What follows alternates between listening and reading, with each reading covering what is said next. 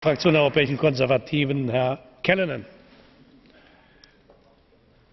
Thank you, Mr. President. So we are having yet another European summit. I make it the 22nd that we've had in the last 2.5 years. Mr. Verhofstadt said it was the 18th, but it wouldn't be the first time that he's got his numbers wrong. I don't know what else Herman Van Rompuy has done, but he's certainly been very good at calling summits. None of the others have made any material difference. So why, we ask ourselves, should this one?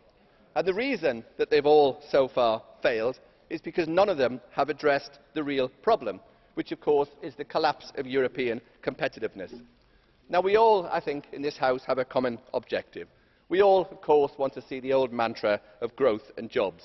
Yet we have very different views on how that should be achieved. For the Socialists across several groups in this House, only more government spending can create growth.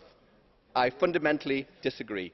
The Socialist vision of growth is an illusion created at the expense of borrowing and tax rises, and it is totally irresponsible in the current climate.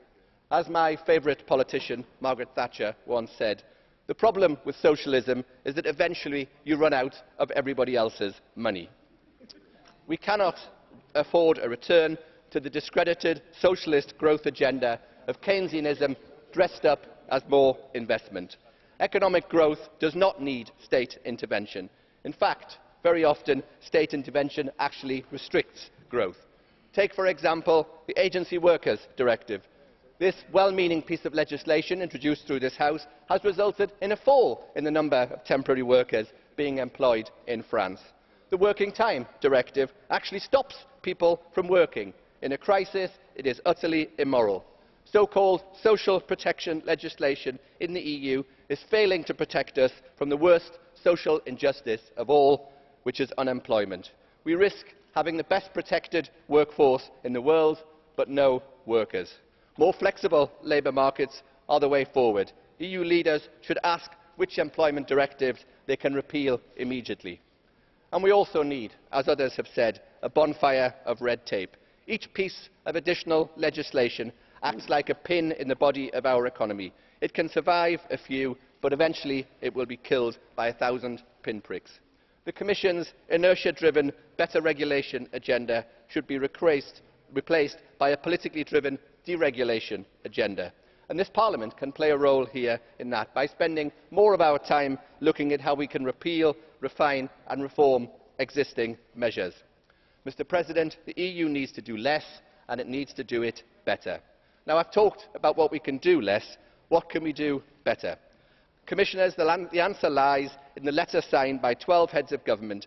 They sent you a clear set of ideas for extending the single market, for pursuing free trade agreements, a European research area, no end of good proposals.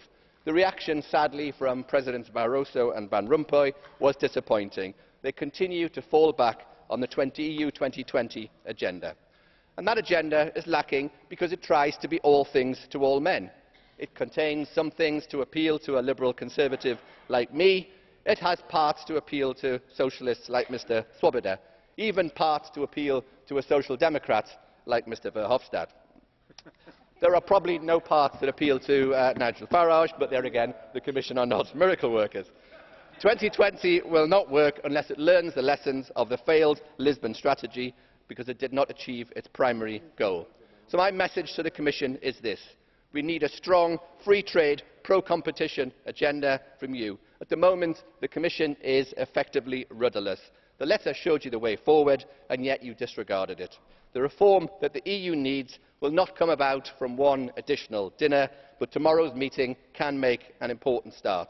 It should give the Commission a clear message that it wants to see a free trade, deregulatory and pro-market agenda.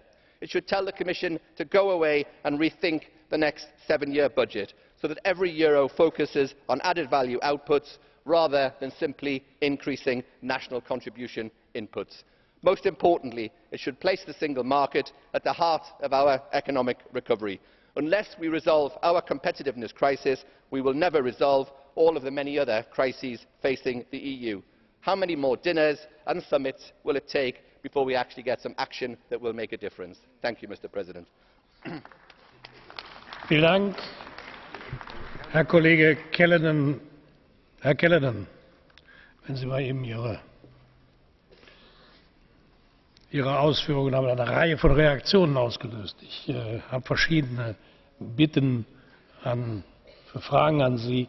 Der erste war der Kollege Lambert. Bitte.